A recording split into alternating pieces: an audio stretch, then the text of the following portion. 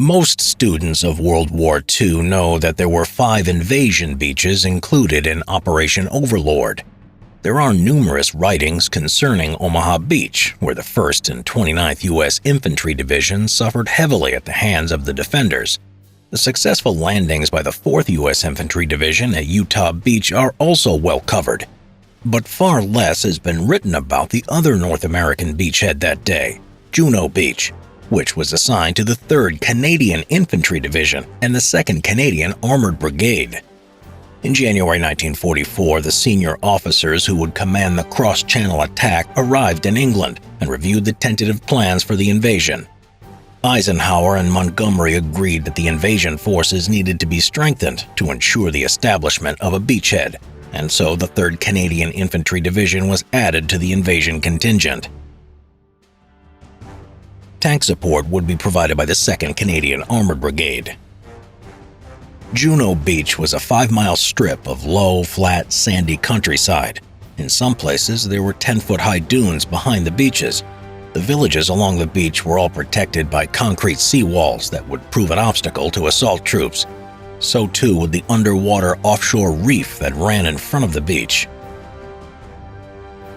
Manning the Atlantic Wall along Juno Beach was the 431st Ost Battalion and the German 716th Infantry Division. Formed from older personnel in April 1941, the division had been sent directly to Normandy and remained there until D-Day. All personnel had been trained in coast defense tactics, but the division was not highly rated by Allied intelligence.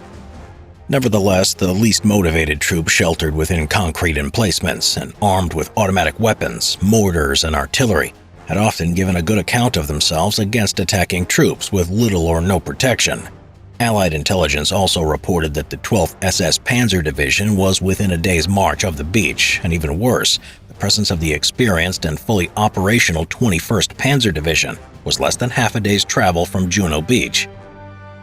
On a cloudy morning with a wind from the west-northwest and moderate waves reaching nearly a foot high, the bombardment of Juno Beach began.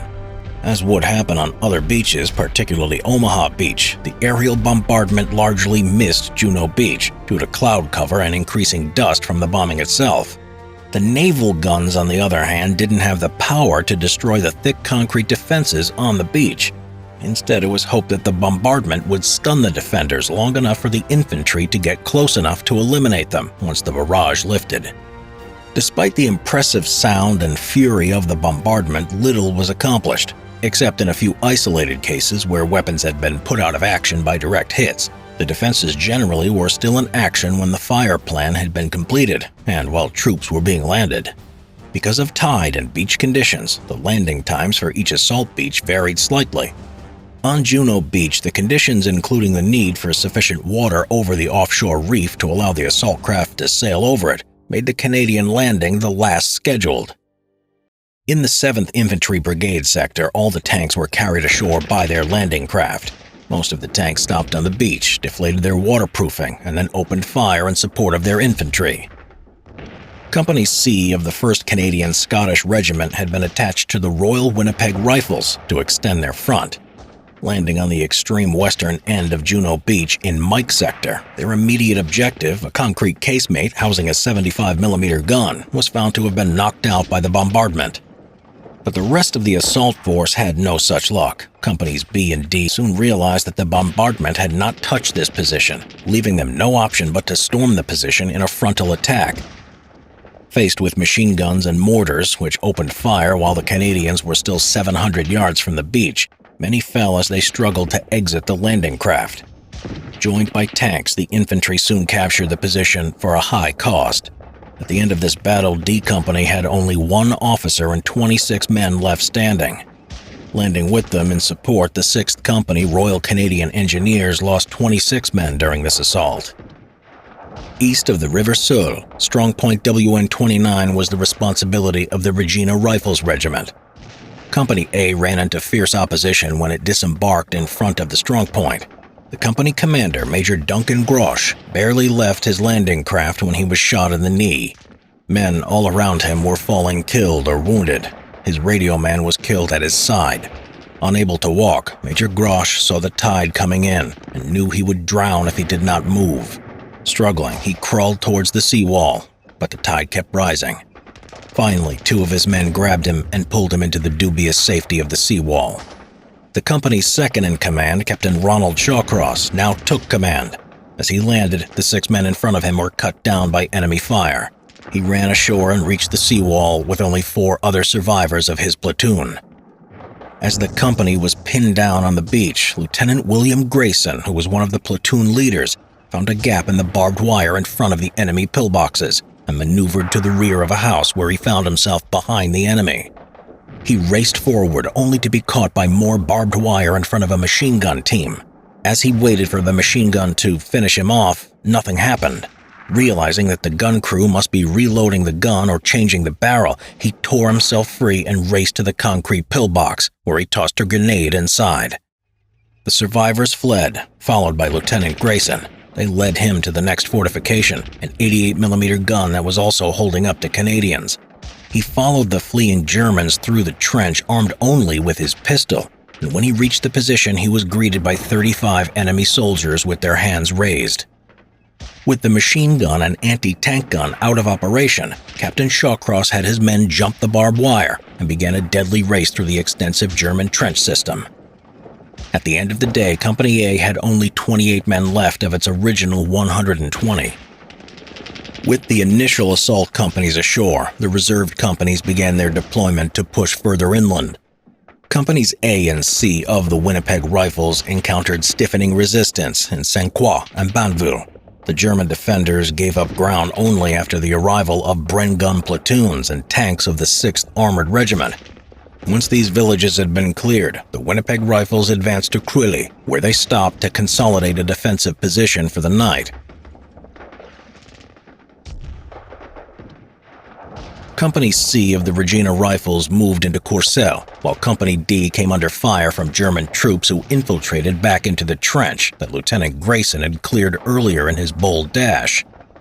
The regiment exited the town late in the afternoon and linked up with the Winnipeg Rifles by nightfall.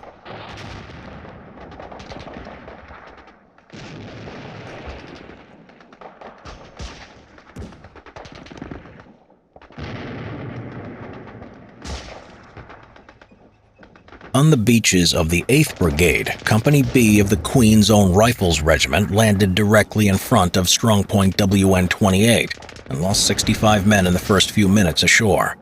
Because of the delay in getting the tanks ashore, no armor support was immediately available. Company A landed west of the strongpoint under mortar fire, but resistance was light and the troops moved inland. The reserve companies C and D suffered somewhat from mines attached to obstacles on their way to the beach, but this didn't impede their progress. Next in line along the beachfront, the North Shore Regiment landed in front of strongpoint WN-27, which appeared to not have been touched by the bombardment. Reducing that strongpoint fell to Company B, supported by Royal Engineers. They encountered a major concrete emplacement with a 50mm gun, machine guns, and 81mm mortars. Steel doors barred the entrance, and every conceivable approach was covered by fire. Using a series of tunnels, the Germans could easily move from position to position without exposing themselves to injury.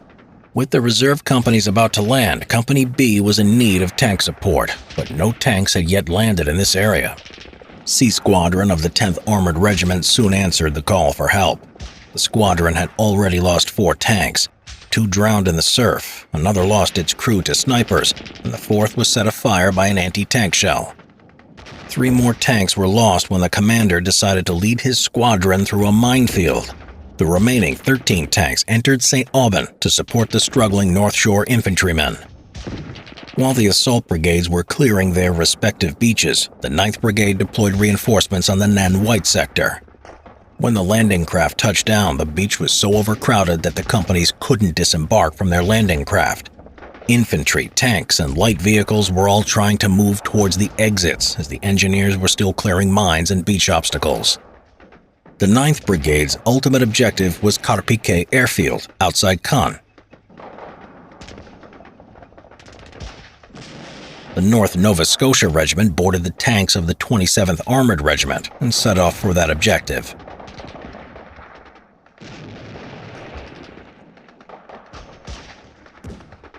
By nightfall, the entire Canadian 3rd Division had settled into defensive positions. It is well known that the deadliest of the 5 invasion beaches on D-Day was Omaha, where the Americans suffered heavy casualties. But what is not so well known is that the next deadliest beach was Juno. Casualties sustained on the beach alone totaled 1,204 Canadian and British soldiers, and they increased as the troops moved inland. The Canadians had achieved a lodgment with the landings at Juno Beach, although the battle to secure it would take several more days and require the defeat of several strong armored counterattacks.